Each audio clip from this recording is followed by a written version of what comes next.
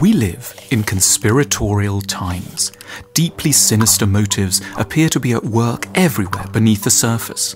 No one, however high their reputation, is entirely beyond suspicion. Every institution, even the most venerable, may be at it. Whatever may publicly be said, something a whole lot ghastlier is probably going on in private. Taking anything on good faith seems a sure route to naivety and disillusion. It's never been a more tempting moment to become a conspiracy theorist.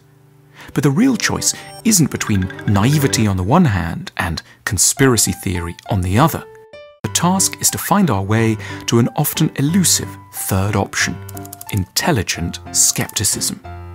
Both the intelligent skeptic and the conspiracy theorist start from the very same place, with an awareness that things may well not be what they seem, and that what's widely believed may be patently false. This is in itself no sign of madness or delusion. It's the basis of some of humanity's greatest discoveries and insights. To claim that the Earth orbits the Sun would have sounded the height of delusion in 1473. It would have sounded no less peculiar to maintain, in the late 1950s, that the UK security services were largely in the hands of a group of people working for the Soviet Union. A hypothesis can be thoroughly outlandish, very unpopular, and still correct. What separates the conspiracy theorist from the intelligent skeptic is not the possession of some odd-sounding hypotheses. It's what they then go on to do with these hypotheses. Here are some of the key differences. Intelligent skeptics know that hypotheses cannot be sustained indefinitely without evidence. They can be trialed for a time, but eventually have to be positively backed up by concrete proof, or else graciously and uncomplainingly abandoned. Intelligent skeptics know that the burden of proving a hypothesis must invariably fall on them as the challengers to the status quo, and not on the upholders of the established ideology. They accept that it's their duty to show that ghosts really do exist, and not the responsibility of everyone else to prove that they don't. Upholding quarrelsome hypotheses delivers some hugely redemptive emotional pleasures. One often feels empowered and superior to all those who still blindly trust in the status quo. They, the idiots, may well think the rocket went to the moon, but we know the whole thing was filmed in a downtown studio. Our job may not be so significant, nor our house very grand, but we, unlike the stuck-up professors, know what really happened to the Führer after the war.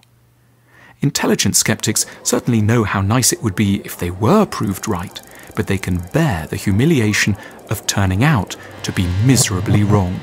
It would of course be deeply emotionally convenient if they really were to discover the secrets of cheap nuclear fission, if the elderly rich man was in truth a sexual predator, or if climate change did turn out to be a hoax.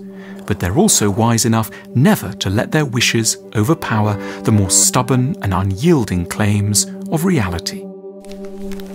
The conspiracy theorist sees skullduggery everywhere.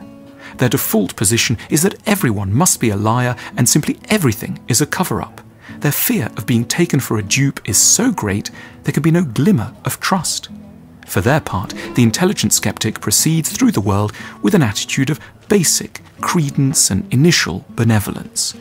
They dare to take things at face value, confident in their power to alter their views, perhaps quite quickly, in a much darker direction were the facts to demand it. They are internally strong enough to take a chance to believe in the goodness and truthfulness of strangers.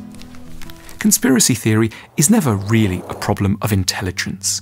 It's an emotional wound that overpowers the higher faculties of the mind, and is therefore best treated not with a barrage of countervailing facts, but with reassurance, kindness, and love, for it's here that the problem invariably began. The choice we face isn't between naive credulity and conspiracy theory.